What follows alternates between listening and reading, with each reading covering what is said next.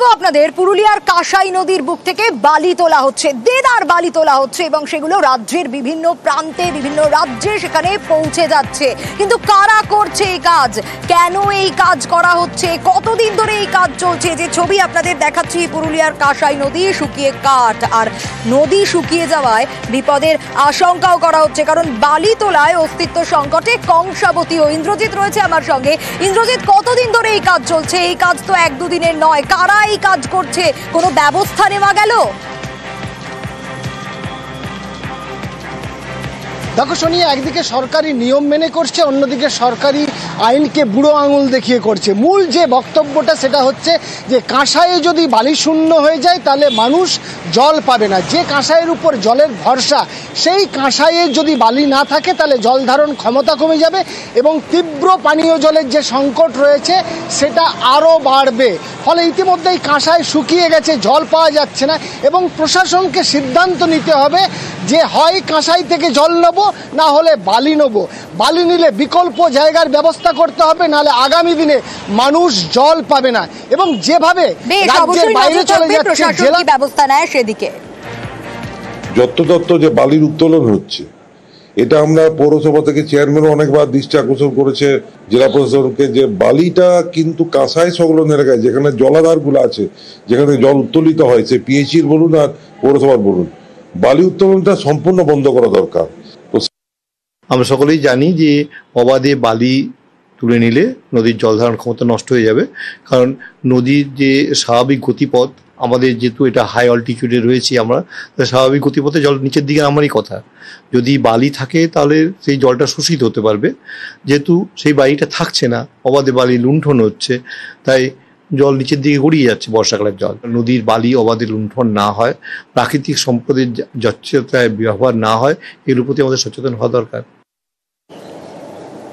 আর এবার নজর রাখবো মৌসুমী দ্বীপের দিকে। ছবি দেখাবো আপনাদের, বাঁধ ভেঙে বিপত্তি, প্রায় 200 ফুটের বাঁধ ভেঙে গেছে। আর এই বাঁধ ভেঙে যাওয়ার ফলে কতটা বিপদ দেখুন ছবিটা। বিশ্বজিৎ রয়েছে আমার সঙ্গে। বিশ্বজিৎ, ঠিকমতো মেরামতি হয় না এমনটাই অভিযোগ উঠছে। মেরামতি যদি হতো তাহলে তো এই পরিস্থিতি তৈরি হতো না। ঠিকমতো সংস্কার কেন হয় না?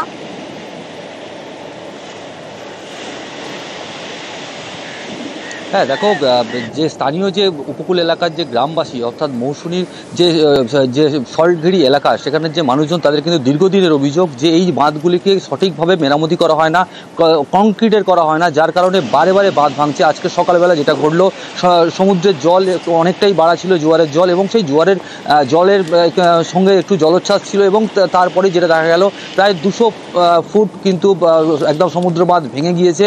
এবং ইতিমধ্যে কিন্তু পঞ্চায়েতের তরফ থেকে যে সেচ দপ্তরকে খবর দেওয়া হয়েছে, সেচ দপ্তরের আধিকারিকরা কিন্তু এলাকায় পৌঁছেছেন এবং সেই বাঁধ মেরামতি করার পদক্ষেপ নেওয়া হয়, অবশ্যই সেদিকে নজর থাকবে।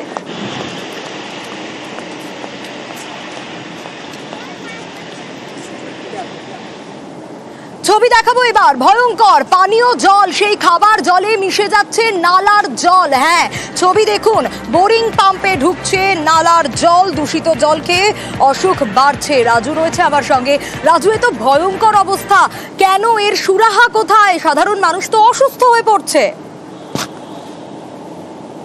একদমই সোনিয়া, দেখো, এই সাধারণ মানুষ এই জল খেয়ে অসুস্থ হয়ে পড়ছেন। বারংবার তারা পৌরসভাকে জানিয়েছেন এবং ওয়ার্ড কাউন্সিলরকে জানিয়েছেন, কিন্তু ওয়ার্ড কাউন্সিলরের তরফ থেকে খালি প্রতিশ্রুতি দেওয়া হচ্ছে এবং পৌরসভাতে তারা যে লিখিত আবেদন করেছেন তারপরেও পৌরসভার তরফ থেকে কোনো ব্যবস্থা দেওয়া হয়নি। ইতিমধ্যে আমরা পৌরসভার সাথে কথা বলেছি, পৌর প্রধান যেটা বলছেন যে শীঘ্রই ব্যবস্থা নেওয়া হবে। কবে এই মানুষগুলোর জল যন্ত্রণার যে ছবি রয়েছে সেই ছবি কবে উঠবে, কারণ এরা বিশুদ্ধ পানীয় জল যে তারা পাবেন তার জন্য তাকিয়ে রয়েছেন। ইতিমধ্যে পৌরসভা সেই ব্যবস্থা নেওয়ার কথা বলছেন, কিন্তু মানুষের মধ্যে ক্ষোভ যে ওখানে যে নিকাশি। বেশ রাজু, অবশ্যই নজর থাকবে।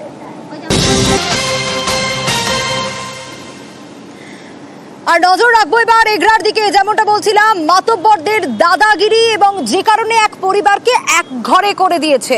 আরো ডিটেইলে বিষয়ে জানতে পারবো।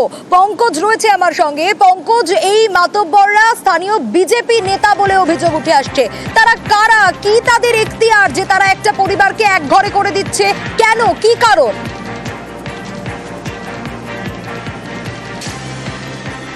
দেখো, কারণ যেখানে প্রতিবেশীদের সঙ্গে সম্পত্তির বিবাদ হয়, সেই বিবাদ থেকে শুরু হয় কিন্তু এই এক ঘরে রাখার যে বিভেদ, যেখানে সালিশি সভা থেকে তাদের যে গ্রামের যে মাতব্বররা রয়েছে তাদের কিন্তু এক ঘরে করে রেখেছে, যেখানে তারা বিস্তর অভিযোগ করছে যে ওই দম্পতি যে এগরা 2 নম্বর ব্লকের বাথড়ি গ্রাম পঞ্চায়েতের এই যে বিদ্যুৎ বাড়ির পরিবার, তারা কিন্তু দীর্ঘদিন ধরে এক ঘরে রয়েছে, তাদেরকে জল খাওয়ার জলও দিচ্ছেন না, এবং যেখানে যে চাষের জমি থেকে ধান তুলতেও দিচ্ছে না, বাধা দিচ্ছে তাদেরকে মাতব্বররা। তারা অভিযোগ করছে যে তারা তৃণমূল করে, এবং যারা অভিযোগ যারা বাধা দিচ্ছে তারা কিন্তু একেবারে বিজেপির কর্মী এবং স্থানীয় বুথ স্তরের কর্মী বলে এমনটাই জানাচ্ছেন। তবে এই বিষয়ে এই বিদ্যুৎ বাড়ির পরিবার তারা কিন্তু শেষমেশ প্রশাসনকে জানিয়ে যখন সুরাহা হলো না, তারা কিন্তু মমতা বন্দ্যোপাধ্যায়ের কাছে দ্বারস্থ হয়েছে, যেখানে লিখিতভাবে তারা মেলের মাধ্যমে তারা অভিযোগ জানিয়েছেন মমতা বন্দ্যোপাধ্যায়। শেষমেশ যেখানে পঞ্চায়েত প্রধান কিন্তু এই বিষয়ে জানার পরে কিন্তু তাদেরকে আশ্বাস দিয়েছেন কয়েকদিনের মধ্যে তাদের সুরাহা করবে। বেশ পঙ্কজ, আমাদের নজর থাকবে। দুধের বাচ্চা আছে, কতবার 3-4 বার থানাকে বারবার যাচ্ছি থানাকে, কিছু পাইনি, কোনো পাইনি। আর থানার বড় মেজবাবু বড় সবাই আমাদের অবহেলা করছে, আমার কিচ্ছু পাইনি। তো আমরা কি করতে পারি? তাই জন্য সবাইকে করতে হচ্ছে, সবাইকে জানিয়েছি। তার মধ্যে দিদি কি বলে, দিদি স্যার আমরা সেটার বিষয়ে আমার কাছে এখনো পর্যন্ত জানা নেই, বা আমার কাছে আমার টেবিলেও সেইভাবে কোনো দরখাস্ত জমা পড়েনি। তো সেক্ষেত্রে আমি বলবো যে আমার যেহেতু মেম্বার পাশে আছে, আমি মেম্বার দিয়ে একটা বিষয়টা জানার জন্য এবং জেনে আমি যদি সলভ করতে পারা যায়, আমরা প্রশাসনিক থেকে আমরা চেয়ার থেকে আমরা সেভাবে চেষ্টা করব। আর এবার নজর রাখবো আমরা পূর্ব বর্ধমানের কালনার ছবি দেখাবো আপনাদের। হ্যাঁ, ছবিটা মন ভালো করার মতোই ছবি, কারণ সেখানে সম্প্রীতির ছবি দেখা যাচ্ছে পূর্ব বর্ধমানের কালনায়। জপমালার খুলি তৈরিতে মুসলিম শিল্পীরা, দেখুন, হ্যাঁ, এভাবেই তাদের দিন গুজরান হয় এবং 15টা বছর কেটে গেছে। 15 বছর ধরে কিন্তু এই ছবিটাই বজায় রয়েছে। এইভাবেই তারা জপমালা তৈরি করেন, যে ছবি আপনারা দেখতে পাচ্ছেন। এটা জব ব্যাগ এবং জব করে যে প্রভুরা, সেই ব্যাগ তৈরি করি। কৃষ্ণর, জগন্নাথ, বলরাম, সুভদ্র এদের ছবি পুরো করা হয় এমব্রয়ডারি মেশিনে ডিজাইন করে। হিন্দু দেবদেবীর এরকম করতে কোনো সমস্যা কিছু হয় না? আমার কোনো সমস্যা হয় না, আমি এতে রুজি রোজগার পাই, এখানে আমার সংসার ভালোভাবে চলে যায়, আমার এতে কোনো ভেদাভেদ নেই। এই কাজ আপনি কোথায় শিখলেন, কত বছর ধরে শিখেছেন? এই কাজটা আমার স্বামীর কাছে আমি শিখেছি, আমি 14 বছর 15 বছর আমার স্বামী করছি। এগুলো কোথায় নিয়ে যাওয়া হয়, কোথায় মানে হচ্ছে এগুলো যায়? এগুলো মায়াপুরে নিয়ে যাওয়া হয়। কে নিয়ে যায়? আমার স্বামী নিয়ে যায়। জপমালায় মূলত এরা কি তৈরি করে, মানে কি ছবি থাকে আর কি লেখাই বা থাকে? রাধা কৃষ্ণ, গোপাল এগুলো থাকে, আর হরে কৃষ্ণ লেখা থাকে। আচ্ছা, এই যে হরে কৃষ্ণ লিখতে গেলে তো একাধিকবার এটা যতবার এরা তৈরি করে ততবার মনে মনে ইয়াদ করতে হয়, মনে করতে হয়, তবে লিখতে পারে। এক্ষেত্রে মানে হচ্ছে ওদের কোনো সমস্যা?